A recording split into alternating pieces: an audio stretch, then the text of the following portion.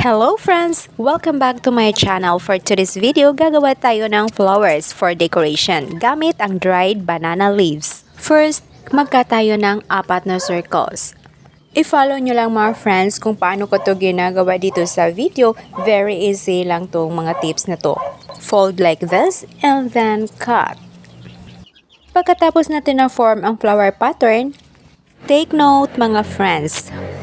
Sa isang flower, meron itong 8 parts or 8 petals.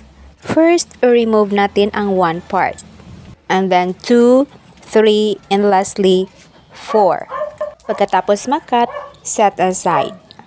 And next step, kailangan natin ng glue gun and glue sticks. So, ito na yon, ipagdidikit natin ang bawat edge ng bulaklak, kagaya nito. Just repeat lang the process mga friends hanggang sa matapos tayo. Sa pinakahuling petal, ang decoration na to ay tinatawag na indigenous material or eco-friendly decoration.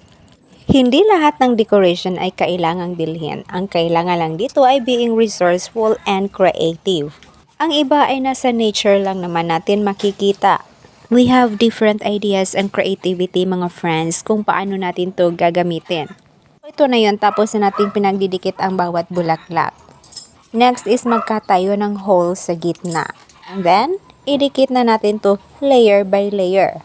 Simula natin sa 1 petal na naka-roll. Lagyan natin ng glue.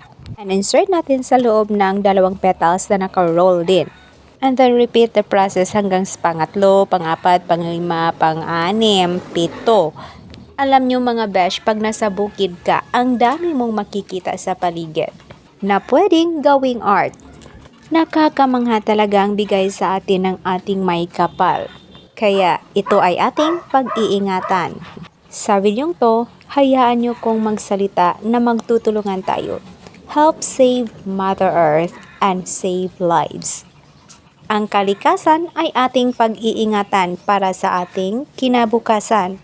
So, tapos na tayo sa paggawa ng ating mga bulaklak gamit ang dried banana leaves. Thank you so much everyone for watching my video. Please don't forget to like, comment, and subscribe.